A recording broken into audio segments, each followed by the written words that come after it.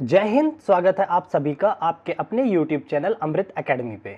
हम लोग CTET paper 2 के लिए अपना मैथ और साइंस का प्रिपरेशन कर रहे हैं। उसमें हम लोग बहुत सारे टॉपिक को अपने कंप्लीट कर चुका है सिलेबस को।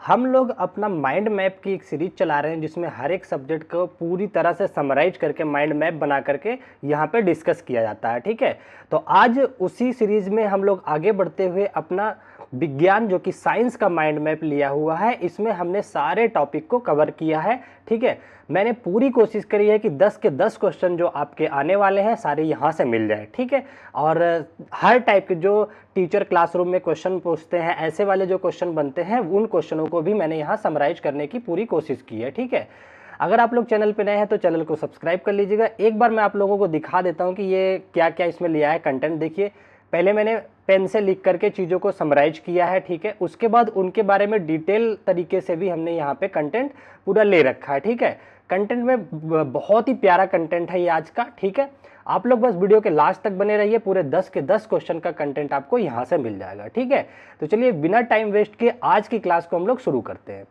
देखिए, सबसे पहले हम लोग बात करते हैं नेचर ऑफ साइंस की या विज्ञान की प्रकृति से। ये एक इंपॉर्टेंट पॉइंट हो जाता है, यहाँ से क्वेश्चन पूछा जाता है। ठीक है, और अगर पॉजिटिव नेगेटिव की बात करें तो जो अदर सब्जेक्ट में मैंने पॉजिटिव नेगेटिव वर्ड पढ़ाए हैं, मोस्ट ऑफ द वर्ड वहाँ से भी रिलेट करते हैं, वो सब भी इसमें पूछे जाते हैं। सेम वही कंसेप्ट यहाँ पे भी लगता है।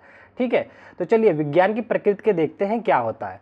सबसे पहला देखिए क्या कह रहा है, विज्ञान सीखने का अंतः विषय क्षेत्र है। जो विज्ञान है एक बहुत ही मतलब नॉलेज गेन करने के लिए एक बहुत बड़ा क्षेत्र होता है। एक तो इसकी ये प्रकृति है, ये व्याख्या है। ठीक है, दूसरा क्या है, विज्ञान हमेशा अस्थायी होता है। ठीक है ना, इंटेटिव होता है। विज्ञान ये नहीं कि कोई चीज फिक्स हो गया है, नहीं, वो उसमें हमेशा खोज बनी रहती है, कुछ नया करने की हमेशा पॉसिबिलिटी रहती है। जैसे आप लोगों ने देखा होगा जब इलेक्ट्रॉन प्रोटॉन की खोज की गई तो ये कहा गया था कि ये सबसे स्मॉलेस्ट पार्टिकल है, लेकिन उस पर सर्च जो है चलती रही, वो फिक्स नहीं माना गया, वो अस्थायी तरीके से लिया गया और अब उस पर और भी चीजें आइडेंटिफाई की जा रही हैं और भी आविष्कार किए जा रहे हैं। तो इसको ध्यान रखते हुए विज्ञान एक क्या है, अस्थायी है। ठीक है, अब देखिए विज्ञान क्या है, संदेहवाह को बढ़ावा देता है। संदेहवाह को बढ़ावा देता है इन द सेंस कि अगर कोई चीज आप लेकर के आ रहे हो तो जब तक आप उसके लिए पूरा प्रूफ करके प्रैक्टिकल करके नहीं दिखा दोगे, तब तक हर किसी के माइंड में एक सर्टेनिटी बनी रहेगी, अनिश्चितता बनी रहेगी कि ये चीजें सही हैं या नहीं है। हमेशा एक संदेह बना रहता है। ठीक है, तो विज्ञान क्या होता है, संदेहवाद को बढ़ावा देता है। ठीक है, अगला देखिए क्या कह रहा है, विज्ञान ज्ञान को कंस्ट्रक्ट करने की एक प्रक्रिया है। ठीक है ना, जो हम विज्ञान की हेल्प से हम लोग बहुत सारे नॉलेज को गेन करते हैं, मतलब कंस्ट्रक्ट भी करते हैं, खुद का नॉलेज बनाते भी हैं। ठीक है, तो ये इसके प्रकृति हो गया। अगला देखिए क्या कह रहा है, वैज्ञानिक नॉलेज एक्सपेरिमेंट पे आधारित होता है। बिल्कुल सही बात है, विज्ञान की जो नॉलेज होती है, विज्ञान को एक्सपेरिमेंट का सब्जेक्ट ही माना जाता है, तो ये एक्सपेरिमेंट पे इसका नॉलेज बेस होता है। ठीक है, ये सारे के सारे आपके क्वेश्चन में डायरेक्ट ऑप्शन की तरह देखने को मिल जाएंगे। ठीक है, तो आप लोग ध्यान रखिएगा कौन कौन सी प्रकृति है और कौन सी नहीं है। अगर इनमें से नहीं आता है तो उसे क्रॉस मार दोगे। ठीक है ना, ये हो गया।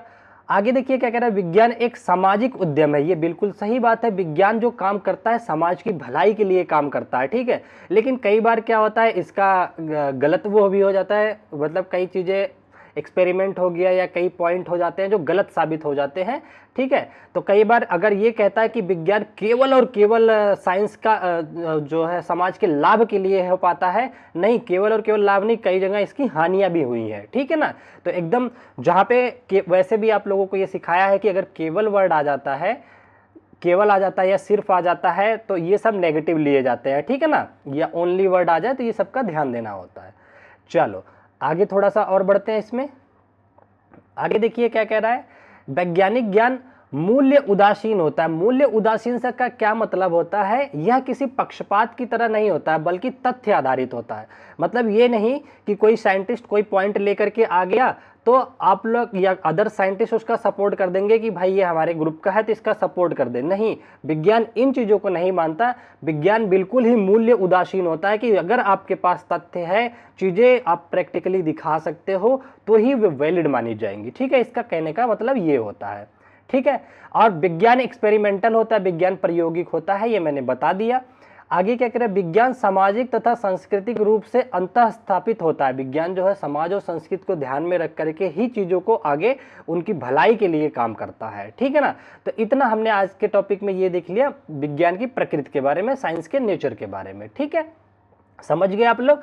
चलो आगे बढ़ते हैं अगले टॉपिक की तरफ। देखिए क्या कह रहा है, अब क्या कह रहा है, विज्ञान में आकलन के समकालीन दृष्टिकोण। विज्ञान में जो आकलन होता किया जाता है, वैसे आकलन का चीजें मैंने अदर भी टॉपिक लेकर के वहां डिटेल में पढ़ा दिया है, ठीक है। विज्ञान में आकलन का जो दृष्टिकोण है वो किन चीजों को, किन पहलुओं को फॉलो करता है, उस पर हम बात करते हैं। देखिए पहला क्या है, विज्ञान में आकलन छात्रों में वैज्ञानिक अन्वेषण, मतलब वैज्ञानिक अन्वेषण का मतलब होता है जिज्ञासा, खोज, इंक्वायरी करना, पूछताछ। विज्ञान में बच्चे कितना पूछताछ कर रहे हैं को बढ़ावा देता है, ठीक है ना। अगर जो विज्ञान, अगर आपका विज्ञान आकलन विज्ञान से रिलेटेड है तो ये बढ़ावा देगा कि बच्चा जो है आपसे क्वेरी और अधिक करे, ठीक है ना। तो देखिए लिखा ना, विज्ञान में आकलन छात्रों में वैज्ञानिक अन्वेषण मतलब कि इंक्वायरी को बढ़ावा देने का काम करता है। क्या, वैज्ञानिक या विज्ञान का आकलन, ठीक है। विज्ञान में आकलन व्यापक प्रकृति का होता है। विज्ञान में जो आकलन किया जाता है पूरा ब्रॉड लेवल पे किया जाता है, एक्सपेरिमेंट करके हर तरीके से आकलन किया जाता है, ठीक है, ये हो गया। आगे कह रहा है, विज्ञान में आकलन छात्रों में प्रक्रिया के कौशलों को विकसित करने में सहायक होता है। विज्ञान का अगर आप आकलन करवा रहे हो, उसकी जांच पड़ताल कर रहे हो, असेसमेंट कर रहे हो, तो वो बच्चों के अंदर एक मतलब प्रक्रिया कौशल को विकसित करेगा कि और अच्छे से चीजें कर पाए, ठीक है ना, ये हो गया। बाकी आकलन का दो तरीका होता है, जिसको एक फॉर्मेटिव असेसमेंट बोलते हैं, फॉर्मेटिव असेसमेंट। दूसरा हमारा आता है क्या, सबमेटिव असेसमेंट। फॉर्मेटिव असेसमेंट क्या होता है, पढ़ाई के दौरान, चीज़ों को सीखने के दौरान असेसमेंट किया जाता है। इसमें मान लो जैसे कोई काम कर रहा है, उसका क्या यूनिट वाइज टेस्ट कर लिया, ये सारी चीज़ें हमारी किस में आती हैं, फॉर्मेटिव। बहुत ज़्यादा डिटेल में नहीं गया हूँ, शॉर्ट नोट की तरह, माइंड मैप की तरह मैंने पूरी कोशिश करी है कि चीज़ें यहाँ पे आपके आ जाए, ठीक है ना। आकलन आएगा दो तरीके के, अगर उसने लिख दिया फॉर्मेटिव आकलन है या फॉर्मेटिव असेसमेंट है, तो इसका मतलब होता है अधिगम के दौरान जब आप पढ़ाई कर रहे हैं उस टाइम जो आपका आकलन किया जाएगा वो होता है फॉर्मेटिव। और पढ़ाई के अंत में, चाहे 6 महीने के अंत पे, चाहे सालाना में, एनुअल में, इसे जो कहा जाता है ये आपका कहा जाता है सबमिटिव, ठीक है ना। तो सबमिटिव ऐसे याद करो कि जब कोई थीसिस हो गया, कोई चीज़ होती है, फाइनल जब सबमिट किया जाता है तो फाइनल में किया जाता है ना सबमिट, उसी तरीके से आकलन भी सबमिटिव जो होता है वो फाइनल में होता है, एनुअल होता है, वार्षिक होता है, ठीक है। यहाँ तक आप लोग आई होप चीज़ों को अच्छे से समराइज कर पाए होंगे। चलिए आगे बढ़ते हैं। देखिए अगर चीज़ें आप लोगों को अच्छी लगती हैं, और मैं आप सबका बहुत बहुत धन्यवाद करना चाहता हूं, जो लोग अच्छे अच्छे कमेंट कर रहे हैं और जो लोग सब्सक्राइब करके इस फैमिली का हिस्सा बन रहे हैं, मैं उन सबको दिल से सैल्यूट करना चाहता हूं, ठीक है। चलिए आ जाते हैं अपने अगले टॉपिक की तरफ। देखिए इसमें कह रहा है, छात्रों में वैज्ञानिक सोच विकसित करने के लिए निम्नलिखित गतिविधियां छात्रों के मध्य सहायक होंगी। अब देखिए आपसे क्वेश्चन पूछ सकता है कि आप एक क्लास के टीचर हैं, जो कि साइंस के टीचर हैं, तो आप बच्चों के अंदर वैज्ञानिक गतिविधि को विकसित करने के लिए किन पहलुओं पे ज़्यादा काम करेंगे। या अगर नेगेटिव टाइप का क्वेश्चन बनेगा तो पूछ लेगा इनमें से कौन सा पहलू है जो वैज्ञानिक गतिविधि में सहायक नहीं होगा। तो आपको सही वाला हम बता देते हैं, तो वहाँ से आप लोग नेगेटिव वाला क्रॉस कर पाएंगे।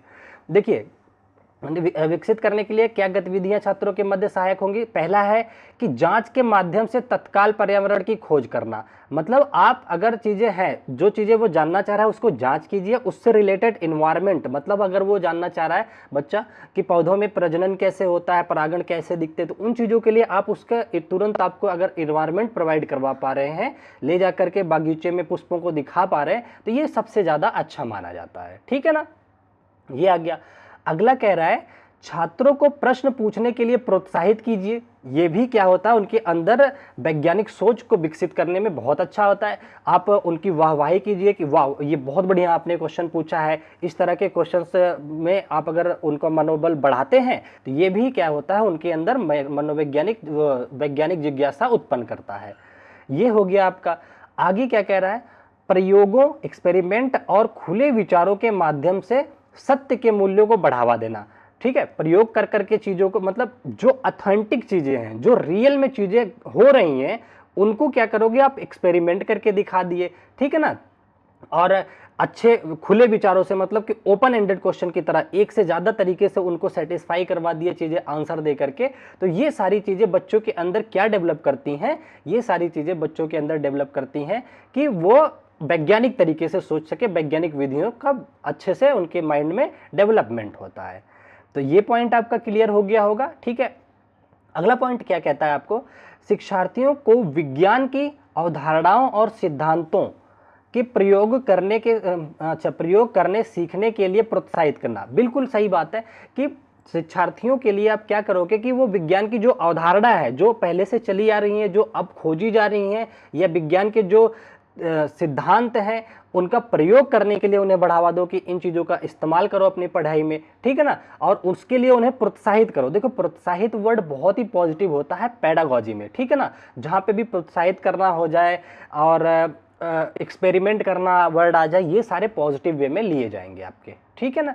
तो ये सारी अगर बातें स्टूडेंट के सामने रखी जाती हैं तो उनके अंदर जो वैज्ञानिक गतिविधि होती है उसका विकसित होता है, वैज्ञानिक सोच डेवलप होती है बच्चों के अंदर, ठीक है। तो पूछेगा आपसे कि बताइए वैज्ञानिक सोच डेवलप करने के लिए क्या पहचान हो सकती है, तो ऐसी चीज़ें अगर देखने को मिलेंगी तो वो आप टिक कर दीजिएगा। और पूछेगी वैज्ञानिक सोच विकसित करने के लिए कौन सा कम प्रभावी है, तो वो दे देगा कि विज्ञान के फार्मूले याद कर लेना। तो याद करने वाली चीज़ें वैसे भी नेगेटिव होती है, रटना, मेमोराइज करना, ये सब नेगेटिव वर्ड होते हैं, ठीक है। यहाँ तक समझ गए, ठीक है। अच्छा देखिए, हर इस पेपर में भी मैथ पेडागोजी में भी हर जगह आपसे open ended question and close ended question से क्वेश्चन बनते हैं, ठीक है। मैंने पहले भी सिखाया है, अभी मैं एक बार थोड़ा सा बता देता हूँ। खुले अंत या डाइवर्जेंट क्वेश्चन या फिर ओपन एंडेड क्वेश्चन क्या होते हैं, दुनिया के ऐसे क्वेश्चंस जिनका एक आंसर फिक्स ना हो, जिनका आंसर कई तरीके से दिया जा सके, उन्हें बोलते हैं ओपन एंडेड क्वेश्चन, ठीक है ना। तो जैसे फॉर एग्जांपल अगर ये कह दे कोई बच्चे के सामने क्वेश्चन रख दिया जाए कि क्या होगा अगर सूरज ही ना होता धरती पे, इस तरह के क्वेश्चन, तो बच्चे अलग अलग थॉट लेके आते हैं, ठीक है ना। तो मतलब सूरज ही ना होता यूनिवर्स में तो क्या होता, या फिर लकड़ी नहीं होती हमारे इन्वायरमेंट में, पौधे नहीं होते तो क्या होता। ये सारे ओपन एंडेड क्वेश्चन होते हैं। डाइवर्जेंट का मतलब होता है बच्चे के मन के सोच को और फैलाना। डाइवर्जेंट का मतलब ही होता है फैलाना, ठीक है ना। तो आप कितना ज्यादा एक्सप्लोर करवा पा रहे हो बच्चों से, वो चीजें यहाँ पे आती हैं, ठीक है, ये समझ के। अब आता है आपका क्लोज एंडेड, ठीक है ना, या कन्वर्जेंट इसी का सब दूसरा नाम होता है, या क्लोज्ड एंडेड या बंद अंत वाले प्रश्न कैसे होते हैं। इसके आंसर्स जो होते हैं वो फिक्स आंसर होते हैं, ठीक है ना। हाँ या ना में आंसर दे सकते हैं आप, इसके हाँ या ना में नहीं दे सकते। ऊपर वाले के, नीचे वाले के हाँ या ना में, यस नो में आंसर कर सकते हैं। जैसे पूछ लिया जाए कि दिल्ली का कैपिटल क्या है, सॉरी इंडिया का कैपिटल क्या है, यूपी का कैपिटल क्या है, इस तरह के क्वेश्चन अगर पूछे जाते हैं तो ये फिक्स हैं, इनका कोई भी सोचने की जरूरत नहीं, ये करेक्ट आंसर होते हैं, ठीक है ना। चलो, लेकिन इसमें देखिए डायरेक्ट क्वेश्चन नहीं पूछा जाएगा कि ये ऐसे दे देगा। वो आपसे क्वेश्चन कैसे पूछेगा उसके बारे में भी चर्चा करूंगा। जैसे ले जाकर के कह देगा कि एक शिक्षिका है जो बच्चों के सामने कह रही हैं कि अगर मान लो हमारे इन्वायरमेंट से पेड़ पौधे हट जाते हैं तो क्या हो सकता है, तो ऑप्शन दे देगा ये किस टाइप का प्रश्न है। तो ऐसे करके क्वेश्चन बनता है आपका, ठीक है, समझ गए आप लोग, ठीक है। देखिए मैंने आप लोगों के कंटेंट के लिए काफ़ी मेहनत कर रहा हूं और बड़ी मेहनत से इन चीज़ों को इकट्ठा करके पूरा लगभग 10 से 12-15 पेपर को पढ़ करके उनमें से की पॉइंट को ढूंढ करके नोट्स बनाना, कौन सा ज़्यादा इंपॉर्टेंट लगता है उन चीज़ों को कलेक्ट करके आप लोगों तक लाता हूँ। तो बस आप लोगों से एक रिक्वेस्ट है कि अगर अभी तक सब्सक्राइब नहीं किए हैं तो प्लीज़ आप लोग सब्सक्राइब कीजिएगा, और अगर कर लिए हैं, आपको लगता है कि नहीं वाकई में ये टीचर मेहनत कर रहा है, तो एक पर्सन से और सब्सक्राइब करवा दीजिएगा, चाहे वो दोस्त हो सकता है, फैमिली मेंबर, किसी से भी, ठीक है। क्योंकि मैं क्या है ना कि कुछ चीज़ें वीडियो बनाने के बाद मुझे लगता है कि ये चीज़ें भी मुझे बताना चाहिए था, तो उसके लिए मैं लाइव क्लासेस का प्लान कर रहा हूँ। जब लाइव क्लासेस होंगी तो आप लोग सामने से क्वेरी करोगे तो वो ज़्यादा अच्छा रहता है मेरे लिए, कि क्योंकि मैं लाइव या फिर ऑफलाइन में पढ़ाना ज़्यादा पसंद करता हूँ। वहाँ पे टू वे कम्युनिकेशन होता है, आप लोगों के थॉट्स पता लगता है कि कितना सीख पा रहे हो, कौन से पॉइंट यहाँ हमें लगता है कि मैं बताता चला जा रहा हूँ, ठीक है। और मेरा कोई मोटिव नहीं, बस इतना सा आप लोगों को काम करना है कि अगर आपको लग रहा है कि नहीं वाकई में हम काम कर रहे हैं, तो आप भी अपने जिम्मेदारी का काम कीजिए, बस सब्सक्राइब करके और लाइक वगैरह करते रहेंगे तो मोटिवेशन बना रहेगा। चलिए बिना टाइम वेस्ट किए आगे की बात करते हैं, ठीक है। देखिए आगे एक नोट पॉइंट मैंने लिया है, इसमें क्या कह रहा है, विज्ञान समाज के लिए सर्वदा लाभकारी नहीं होता है। मैंने बोला ना, हमेशा केवल प्रॉफिट के लिए साइंस नहीं है होता है, ठीक है। विज्ञान में लाभ के साथ साथ कभी कभी हानियां भी होती हैं, तो ये बात ध्यान रखना। आपके सामने आ जाता है, आपको ट्रू और फॉल्स का क्वेश्चन दे देगा या कथन कारक में दे देगा कि क्या विज्ञान हमेशा लाभकारी ही होता है, तो आप उस चीज को नेग्लेक्ट करेंगे, नेगेटिव में ले जाएंगे, ठीक है। चलो आगे देखिए किस तरह के क्वेश्चन बनते हैं।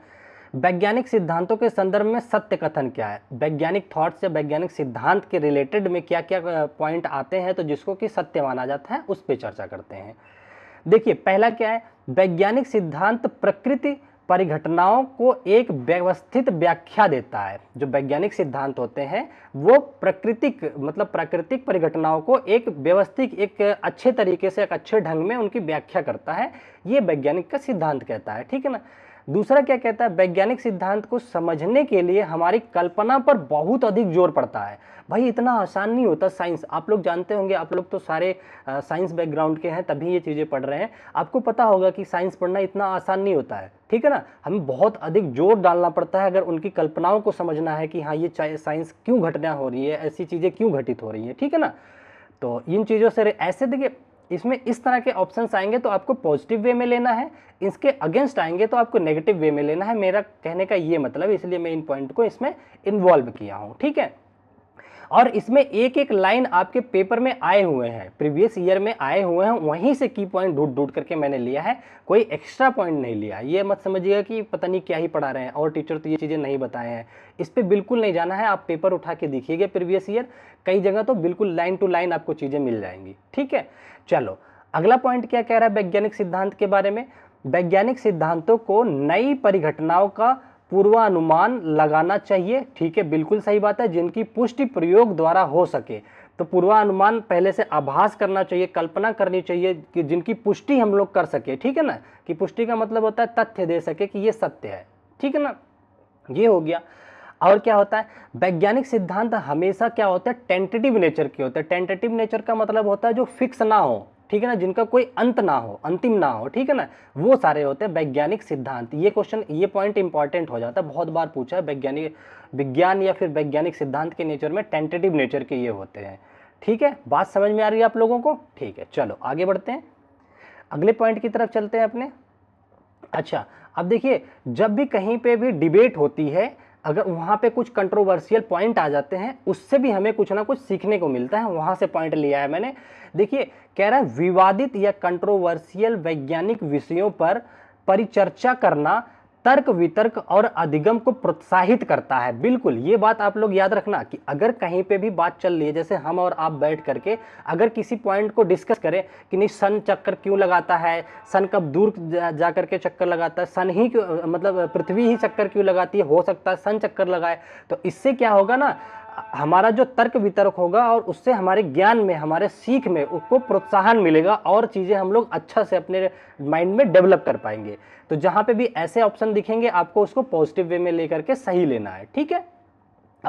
और देखिए क्या कह रहा है, तर्क वितर्क जो होता है विज्ञान में व्याख्याओं, प्रतिरूपण और सिद्धांतों के निर्माण में सहायता करता है। अगर आप तर्क वितर्क करते हो ना, तो प्रतिरूपण और मतलब कोई भी सिद्धांत, नया सिद्धांत भी आप निर्माण कर सकते हो, ठीक है ना। तो ये चीजें होती हैं, इतना महत्व होता है तर्क वितर्क का।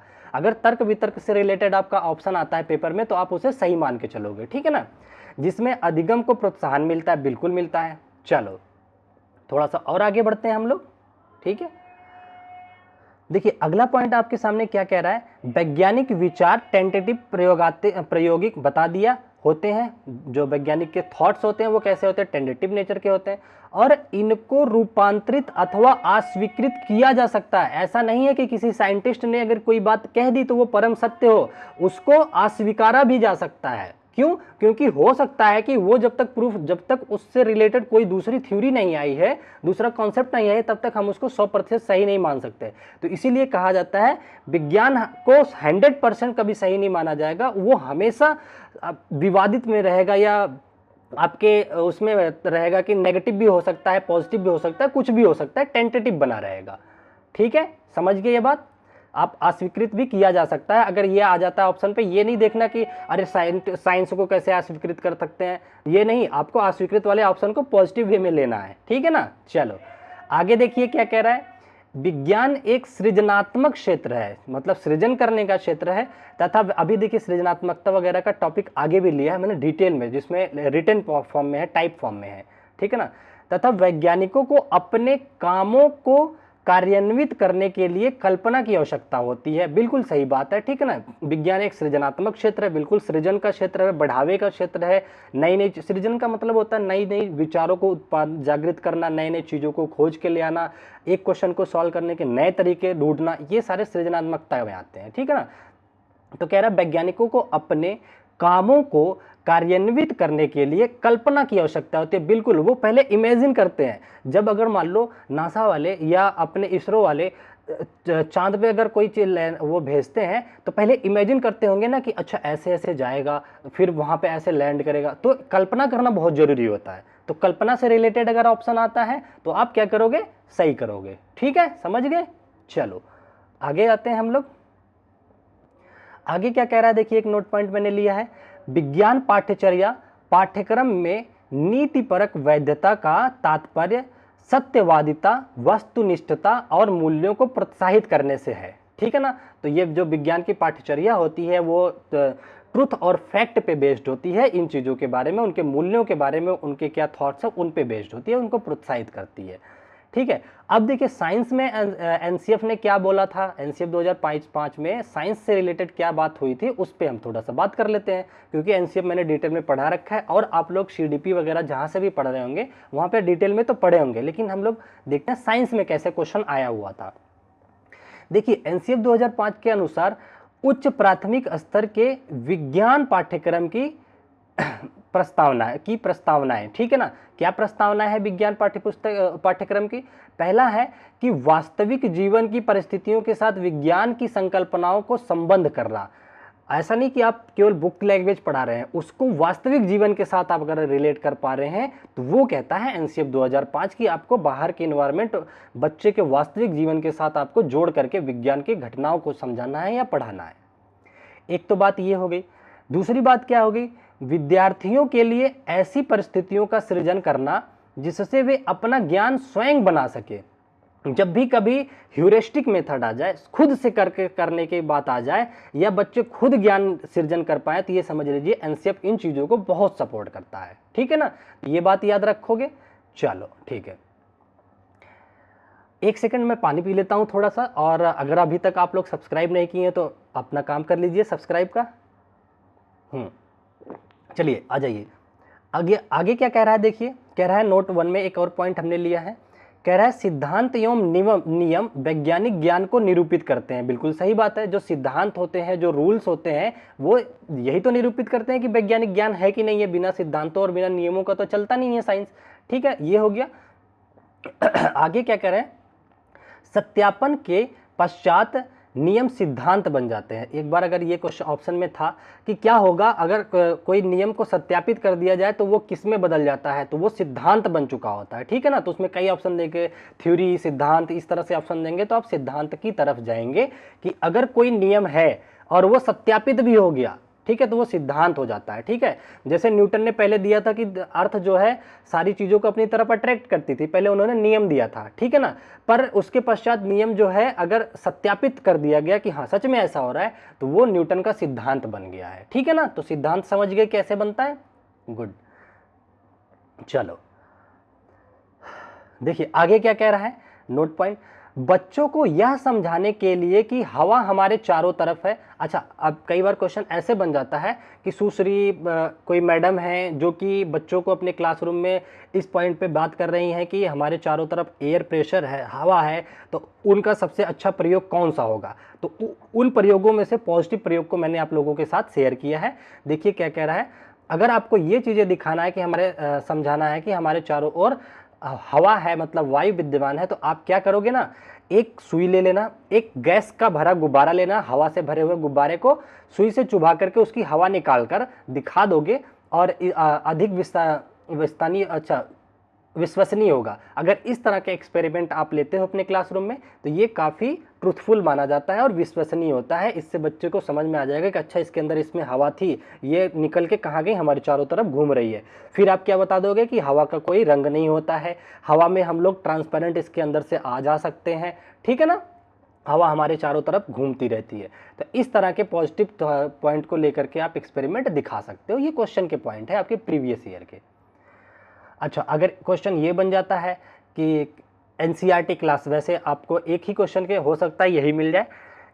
क्वेश्चन में था कि एनसीईआरटी के अकॉर्डिंग कक्षा 7 से कोई बच्चा उठ करके कक्षा 8 में अभी अभी प्रवेश लेता है, ठीक है। तो उसमें 4 ऑप्शन दिए गए थे, उसमें पूछा था कि इसमें से कौन सी चीज़ बच्चा जो है अच्छे से नहीं बता पाएगा। भाई जो चीज़ें क्लास 8th में पढ़ाई जाएंगी वो अभी तो 7th से पढ़ के आया है, तो 8th वाली चीज़ को तो नहीं बता पाएगा।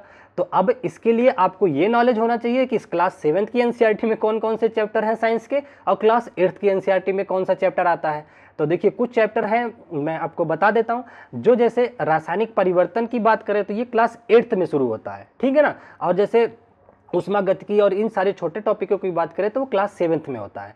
तो वहाँ पे अगर हो सकता है क्वेश्चन ये रिपीट करता है या इस कॉन्सेप्ट पे, तो आपको देगा कि रासायनिक परिवर्तन जो है ये क्लास 8th में पढ़ाया जाता है। तो इसमें और क्या होता है, प्रेरित करने के विद्युत धारा की भूमिका, कौन कौन से, विद्युत धारा का चैप्टर और रासायनिक परिवर्तनों का चैप्टर, ये क्लास 8th की भूमिका है। तो बच्चा इसका वर्णन नहीं कर सकता, क्यों, क्योंकि वो अभी अभी तो 8वीं क्लास में आया है और ये अब पढ़ाया जाएगा, उसे अभी तक पढ़ाया नहीं गया है। तो ये इंपॉर्टेंट पॉइंट हो जाता है क्योंकि ये पीवाईक्यू में पूछा गया क्वेश्चन है, ठीक है ना। मैंने वहाँ से कीवर्ड्स उठाए हैं बस। अब हम आ जाते हैं अपने टीचिंग मेथड पे, जो कि हर एक सब्जेक्ट में टीचिंग मेथड से क्वेश्चन आता है, जिसमें दो मोस्ट इंपॉर्टेंट टॉपिक बनते हैं। पहला आपका इंडक्टिव मेथड, दूसरा आपका डिडक्टिव मेथड होता है, ठीक है ना। इंडक्टिव मेथड में क्या होता है, आगमनात्मक बोलते हैं इसको। इसमें हम लोग क्या करते हैं, पहले बच्चों को एग्जाम्पल देते हैं, फिर उसके बाद उससे रिलेटेड नियम बताते हैं, ठीक है। अच्छा, और दूसरा डिडक्टिव जो निगमनात्मक होता है, इसमें पहले नी से शुरू हुआ तो पहले नियम देंगे फिर एग्जाम्पल में आएंगे। ये जो होता है उच्चतर माध्यमिक बच्चों के लिए ज़्यादा उपयोगी माना जाता है साइंस और उसमें, और ये जो होता है प्राइमरी वालों के लिए ज़्यादा उपयोगी माना जाता है। पहले एग्जाम्पल दे दो, आप देखोगे छोटे बच्चों के किताबों में क्या होगा कि एप्पल बड़ा सा बना दिया जाएगा, दिखा देंगे, फिर बताएंगे कि ए फॉर होता है एप्पल, फिर नियम की तरफ जाते हैं, ठीक है ना। तो समझ गए आप लोग। चलो, ये तो मैंने पहले भी बता रखा है, जो लोग सारे माइंड मैप को फॉलो कर रहे हैं वो लोग अच्छे से समझ गए होंगे। अगर आप लोगों को वीडियो नहीं मिल रही है तो प्लेलिस्ट में जाइएगा, साइंस पीवाईक्यू या फिर मैथ पीवाईक्यू में घुसेंगे तो वहाँ पे आपको ये वीडियोस मिल जाएंगी माइंड मैप के नाम से। और आप लोग बहुत प्यार दे रहे हो माइंड मैप वाली वीडियोज़ को, उसके लिए मैं आप लोगों का बहुत बहुत धन्यवाद करता हूँ। चलिए, अब एक क्वेश्चन पूछा गया था कि अगर क्लासरूम में आपको बच्चे को घूर्णन की अवधारणा से परिचय कराना है तो आप किस चीज़ का एग्जाम्पल देना ज़्यादा प्रीफर करेंगे। तो देखिए, जैसे हमारे रूम में होता है या क्लासरूम में होता है, देखिए जब भी एग्जाम्पल या कुछ देने का मौका मिले ना, तो हमें हमेशा चीपेस्ट इजीली अवेलेबल चीज़ों की बात करनी चाहिए। कि जो हम, जैसे हम क्लासरूम में अगर पढ़ा रहे हैं, मैं आपको कोई एग्जाम्पल दूंगा तो मेरे हाथ में ये पेन है, तो इसको रिलेट करके चीज़ें बता पाऊँ कि इससे रिलेटेड क्या बता सकता हूँ, या मेरे पास में वॉच है या ऐसे, या ये वायर पड़ा हुआ है, तो जो चीज़ें मैं तत्काल अवेलेबल हो पाए उन चीज़ों को वरीयता पहले देना आप, ठीक है ना। तो जैसे अगर आप किसी भी स्कूल के क्लास में आप पढ़ा रहे हैं तो आपको इजीली क्या दिखने को मिल जाएगा, वहाँ पंखा दिख जाएगा छत पे, तो आप बता दोगे कि जैसे ये पंखे की ब्लेड घूम रही है तो ये किसका, घूर्णन गति की अवधारणा से आप परिचय कराने के लिए एक बहुत ही अच्छा एग्जाम्पल माना जाता है, ठीक है ना। उसमें आपको ऑप्शन में बहुत हाई फाई एग्जाम्पल भी दे देगा कि रेलवे स्टेशन पे चले जाओ, वहाँ पे देखो ये चीज़ें होती हैं, या आपसे कहेगा हवाई जहाज़ का वो होता है, तो वो सब एग्जाम्पल आपको वहाँ अवेलेबल कराना मुश्किल हो जाएगा ना। तो एनसीएफ कहता है आप ऐसे एग्जाम्पल लोगे जो आपको आसानी से इजीली अवेलेबल हो, टीएलएम भी यही कहा जाता है, ठीक है। तो बात समझ गए, आई होप आप कर पाओगे इन सारे क्वेश्चंस के आंसर जब आपके पेपर में आएंगे।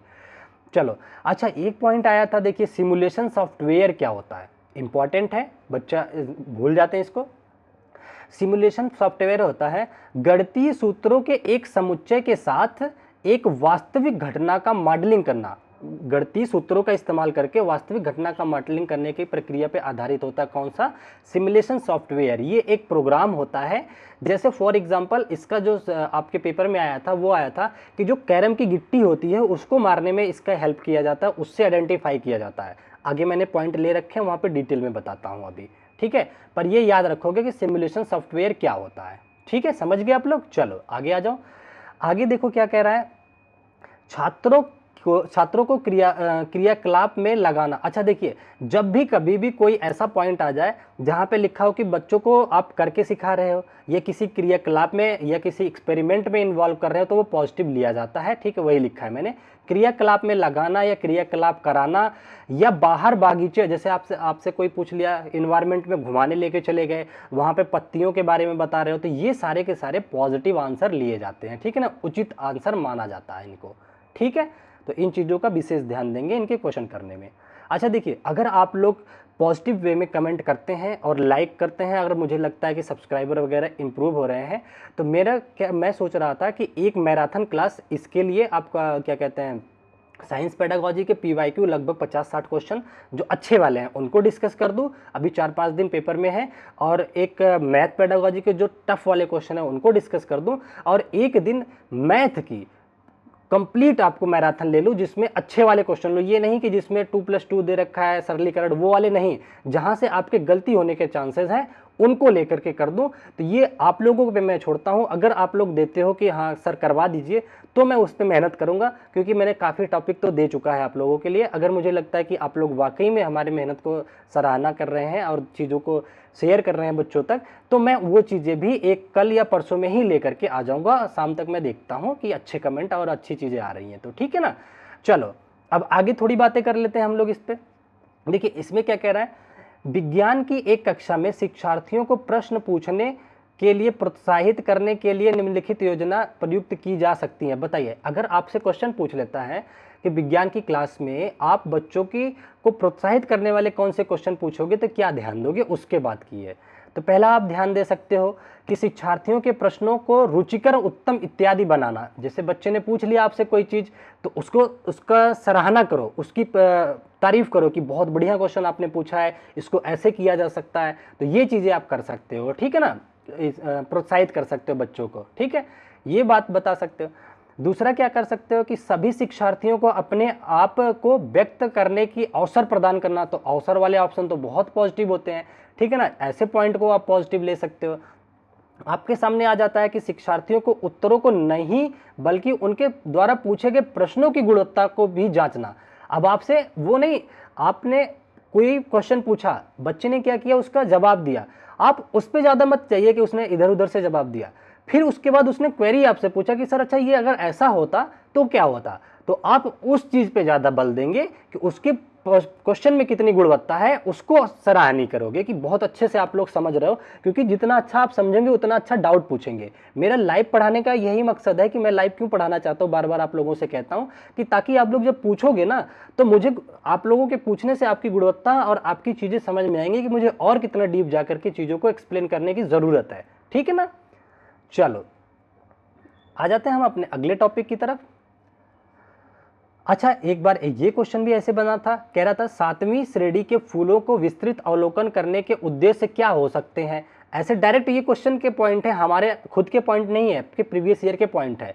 अगर इस तरह से फूलों की विस्तृत अवलोकन करने की बात करें जाए तो उसके उद्देश्य क्या क्या हो सकते हैं। तो पहला उद्देश्य हो सकता है कि फूलों के भागों की पहचान करना। आप बागीचे में लेके चले गए, आपका क्या उद्देश्य हुआ, बच्चों को बता रहे हैं कि ये पुंकेसर है, ये अंडाशय है, ये है, सारी चीज़ों को, भागों को पहचान करवा रहे हो, ये इसका उद्देश्य हो सकता है। अगला क्या हो सकता है, परागण की समझ के लिए विद्यार्थियों को तैयार करना कि कैसे परागण होता है पुष्पों में, ठीक है। और क्या आप बता सकते हो, आसपास के फूलों की विविधता को सराहना कर सकते हो कि देखिए ये रेड कलर का क्यों है, या इसकी साइज बढ़ क्यों गया है, ये चीज़ें कर सकते हो। तो ये अगर आता है तो ये सब पॉजिटिव ऑप्शंस में आएंगे आपके, तो ये चीज़ों का ध्यान रखना। ये डायरेक्ट क्वेश्चन, देखिए मैं शॉर्ट नोट औरों की तरह ये नहीं कि ये चीज़ें हैं, मैं डायरेक्ट प्रीवियस ईयर के चीज़ों को रिलेट करके क्वेश्चन 1 लाइनर निकाल के लाया हूँ, माइंड में बना रहा हूँ कि आपके माइंड में याद रहे। अगर इसमें से एक पॉइंट भी, ये 7वीं श्रेणी भी आपको याद आ जाता है ना, तो पेपर देखते ही आपको ये सारे बातें याद आने लग जाएंगे कि सर ने क्या कहा था कि पौधों के भागों को जांचना, परागण के बारे में समझाना बच्चों को, विविधता की सराहना देना कि फूल अलग अलग क्यों है, तुरंत याद आ जाएगा, ठीक है। चलो एक देखो और आगे थोड़ा सा बढ़ते हैं। देखिए ये क्या है कि मान लो रौनक को कार्य दिया गया था, ठीक है, वह 15 दिन तक उसको, अच्छा एक रौनक बच्चा था, अगर आपने उसको एक काम दे दिया कि 15 दिन तक आप जाओ और छत पर पे अपने देखो कि चांद के एक्टिविटी देखो कैसे निकल रहा है, कैसे छुप रहा है, किधर जा रहा है, ठीक है, उसके बाद उससे कुछ क्वेश्चन पूछो तो वो क्या क्या आपको बता सकता है, क्या अवलोकन कर सकता है, उसके आधार पर वो क्या बता सकता है। तो निष्कर्षों के अवलोकनों के आधार पर क्या बातें आएंगी कि चांद जो होता है, चांद निकलने का समय दिनों दिन बदलता रहता है। 15 दिन तक उसने एक्सपेरिमेंट किया है, तो ये सब क्वेश्चन आपको देखने को मिल सकते हैं। तो ऐसे वाले ऑप्शंस को आप टिक मारोगे कि हाँ अच्छा इसने सही अवलोकन किया है, क्योंकि दिनों पे दिन तो बदलता रहता है उसकी पोजीशन, ठीक है। और क्या कह सकता है कि अमावस के पश्चात पृथ्वी से दिखाई दे पड़ने वाले चांद की प्रदीप्त भाग का आकार बढ़ता रहता है। ये सारी बातें आपको याद रहनी चाहिए, ठीक है। चलो थोड़ा और आगे बढ़ते हैं हम लोग। देखिए आगे क्या कह रहा है, आकलन के लिए खुली पुस्तक में प्रश्नों के भाव के साथ प्रतिबद्ध मानों का चुनाव निम्न है। देखिए क्या होता है आजकल एक चीज़ पे और बातें चल रही हैं कि बच्चों के एग्ज़ाम जो है ओपन बुक होने चाहिए, तो उसमें कौन से एग्जाम से में कौन से प्रश्न बनने चाहिए, किस टाइप के प्रश्न नहीं बनने चाहिए, इससे रिलेट करके आपसे क्वेश्चन पूछ सकता है, तो वो भी आपको ध्यान में रखना है। जैसे यहाँ है, यह विद्यार्थियों में आकलन के भय को कम करेगा। बिल्कुल, तो विद्यार्थी अगर आप ओपन बुक एंडेड मतलब ओपन बुक क्वेश्चन होता पेपर होता है, तो बच्चों के अंदर ये बात नहीं रहेगा कि हमारा आकलन कैसे होगा। हमारी अदर चीज़ों पे जब ऐसे पेपर आजकल जैसे हो रहे हैं ऐसे होता है तो बहुत डरे रहते हैं, तो इसमें उनका भय खत्म होगा, एक ये पॉजिटिव नेचर हो जाएगा उसका। दूसरा क्या होगा कि यह विद्यार्थियों को पूर्ण अवसर देते हैं पुस्तक का अन्वेषण करने के लिए।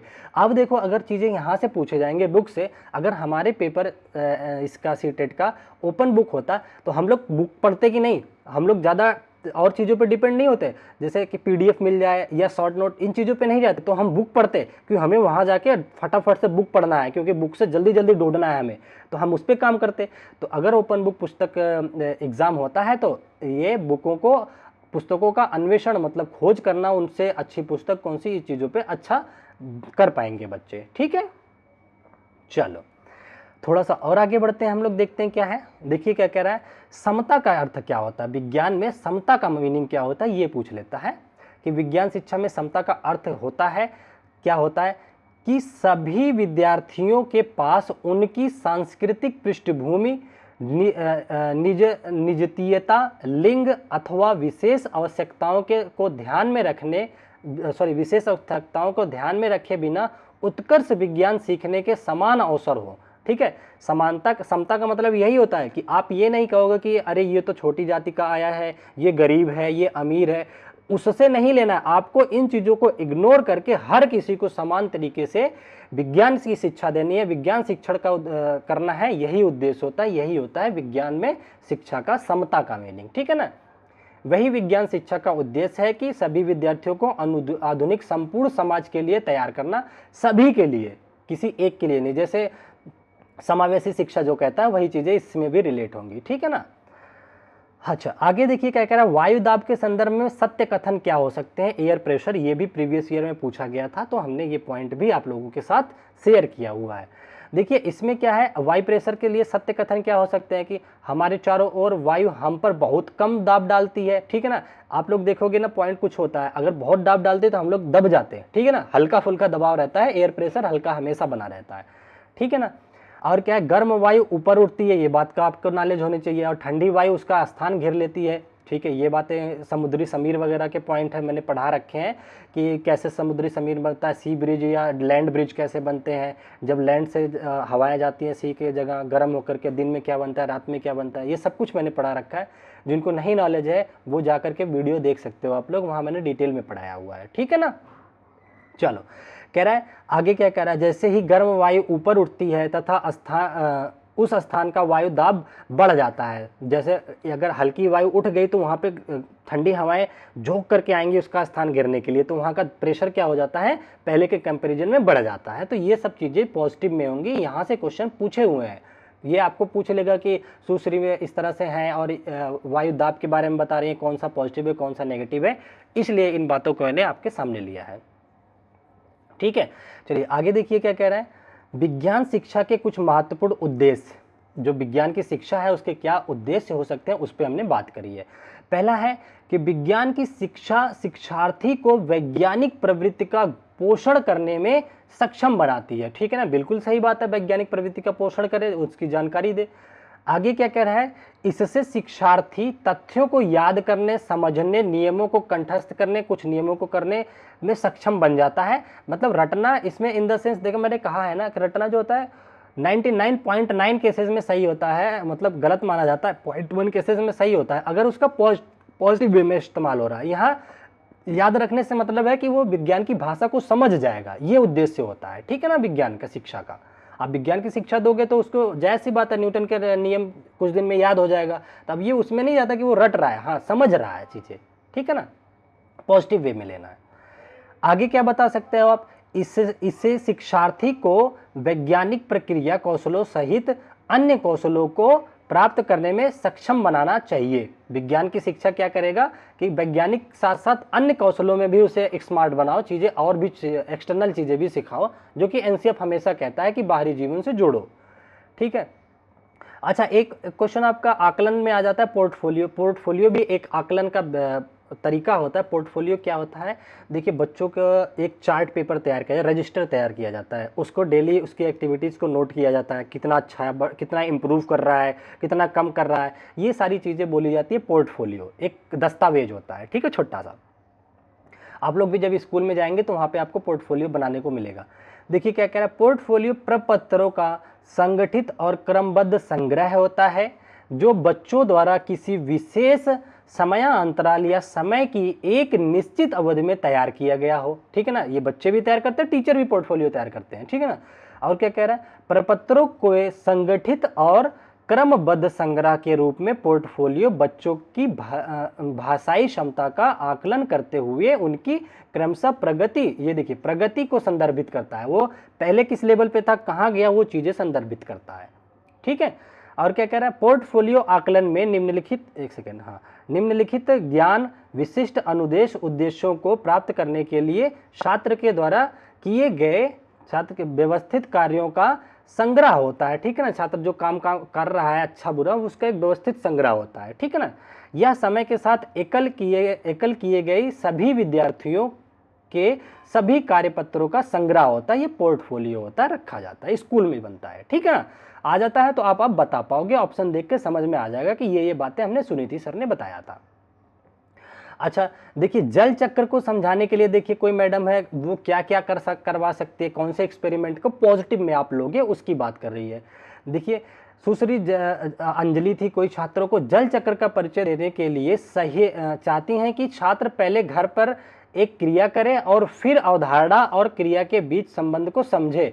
इसके लिए आवश्यक है कि छात्र, अब क्या है कि आपके सामने 4 ऑप्शन दे देगा कि छात्र क्या करे, उबले हुए पानी को या छत पे जाकर के चीज़ों को देखिए, तो ऐसे 4 ऑप्शन देगा। तो सही वाले चीज़ों को मैंने यहाँ पे लिया है कि ये वाले अगर आपके सामने आते हैं तो आप पॉजिटिव में लोगे, ठीक है।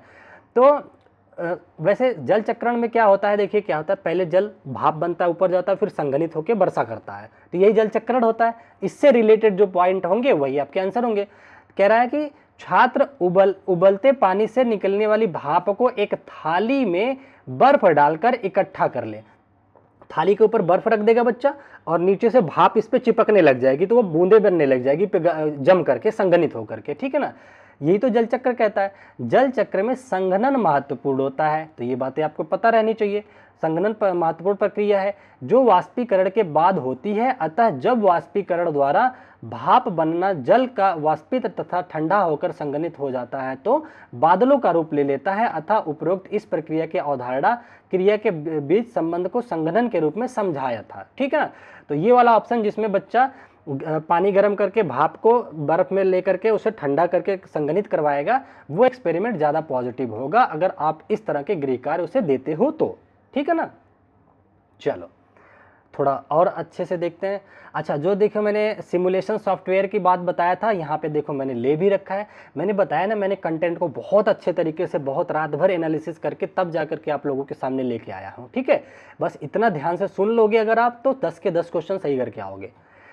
देखिए यहाँ पे क्या कह रहा है, बोर्ड पर रखी विभिन्न गोटियों पर कैरम स्ट्राइकर के बल का प्रभाव को सिमुलेशन सॉफ्टवेयर से अच्छी तरह से सिखाया जा सकता है।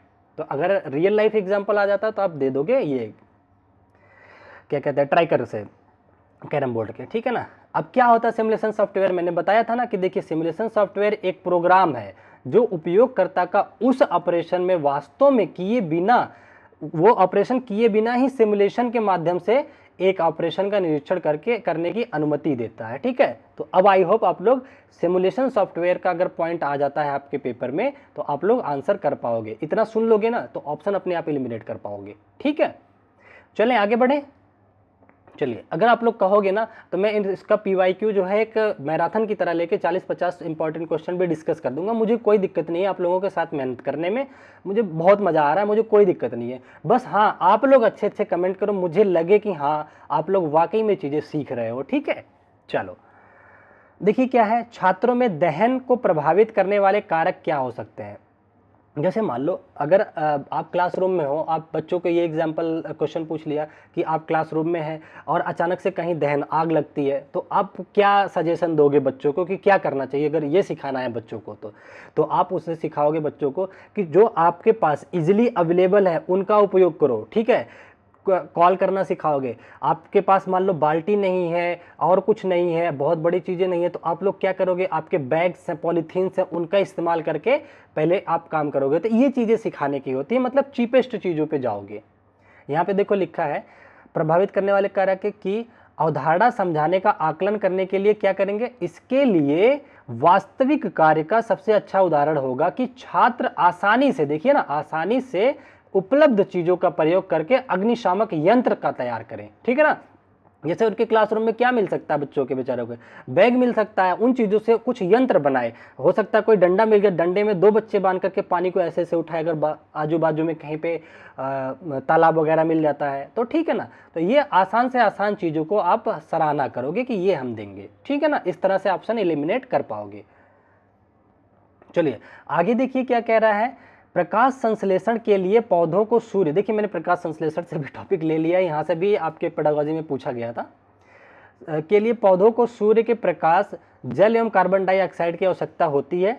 इस क्रिया में सूर्य के प्रकाश की विकिरण ऊर्जा कार्बोहाइड्रेट में संचित हो जाती है।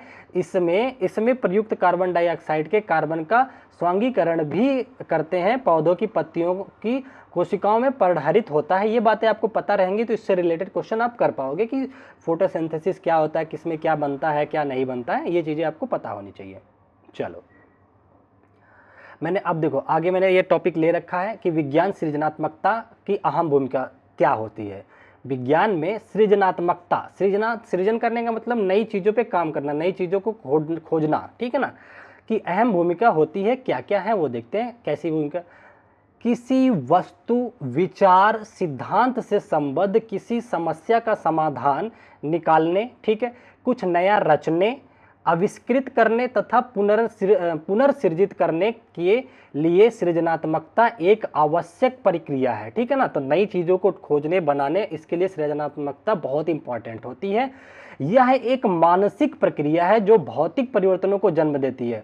ये अगर आप एक सृजनशील व्यक्ति है ना, तो आपके मन में ये चीज़ें उपजेंगी और इसकी हेल्प से आप फिजिकल में, बाहर के इन्वायरमेंट में आप काम कर पाओगे, कुछ परिवर्तन ला सकोगे। तो सृजनात्मकता ये कहती है। ठीक है ना, समझ के, आई होप कोई दिक्कत नहीं आई होगी। ठीक है, तो इन चीज़ों को आपको ध्यान में रखना है, इसी तरीके से आपके अपने क्वेश्चन को समराइज करना है। ठीक है, आई होप आप लोग चीज़ों को अच्छे से रिलेट कर पा रहे हैं, समझ पा रहे हैं। तो बस आपको क्या काम करना है मैंने आपको बता दिया, मैं अपना काम कर रहा हूँ, आप भी अपना काम कीजिए। ठीक है ना, सपोर्ट करिए। देखिए आगे क्या है, अगर आपका आ जाता है प्रतिभाशाली विद्यार्थियों को समझने के उद्देश्य से विज्ञान की कक्षा में मानवीकृत पाठ्यचर्या एवं आकलन सबसे कम वांछनीय है। ठीक है ना, अगर आपसे कह देता है कि आप अपनी क्लासरूम में प्रतिभाशाली बच्चों को कैसे पहचानोगे, तो उसमें जो मानकीकृत चीज़ें आ जाएंगी कि जो अच्छे से फार्मूला रट के याद किया है और जो सारे चैप्टर सॉल्व करके आया होगा, एक्सरसाइज, तो ये सारी चीज़ें वांछनीय होती, मतलब कम उपयोगी उत्तर में आते हैं। ठीक है ना, तो यहाँ से क्वेश्चन बनता है प्रतिभाशाली बच्चों की जाँच करने से। ठीक है, चलो अब देखो मैंने खुली किताब वाला पॉइंट थोड़ा सा और ले रखा है। ठीक है, यहाँ से आजकल ये ट्रेंडिंग में चल रहे हैं, ऐसी चीज़ों पे विचार विमर्श चल रहे हैं, तो यहाँ से क्वेश्चन बन सकते हैं। देखिए खुली किताब परीक्षा के अंतर्गत क्या चीज़ें आती हैं क्या नहीं आती हैं, यहाँ से क्वेश्चन बना था एक बार कि कौन सी चीज़ नहीं आएगी। ठीक है ना, तो जो नहीं आएगी वो भी मैंने यहाँ पे ले रखा है, देखिए नोट करके, और जो आएंगी ये सारी बातें यहाँ पे ले रखा है। नहीं आएंगी वो बातें करता हूँ। कभी भी खुली किताब परीक्षा के लिए मानक सूत्रों के लंबे व्युत्पन्न प्रश्नों को प्रस्तावित नहीं किया जा सकता है। ठीक है ना, तो जो मानकीकृत होंगे ना, वो नहीं कि बच्चा किताब में खोजे तुरंत ही मिल जाए, उसमें थोड़ा सोचना पड़े उसे। ठीक है ना, कुछ अपना जोड़ना पड़े, ऐसी चीजों को प्रोत्साहन दिया जाएगा। अच्छा, अब देखिए क्या कह रहा है, अब क्या क्या अंतर्गत आएगा उसकी बात कर लेते हैं। देखिए, एक खुली किताब परीक्षा में छात्रों को प्रश्नों का उत्तर देते समय अपने कक्षा के नोट्स, पाठ्य पुस्तकों और अन्य अनुमोदित सामग्री में से परामर्श करने की अनुमति दी जाती है। ठीक है ना, कि अपने नोट्स या फिर कोई बुक अलाउ की जाती है कि उसमें से सामग्री को अनुमोदित करे, उसमें से जानकारी इकट्ठा करे और पेपर में लिखे, ये दिया जाता है।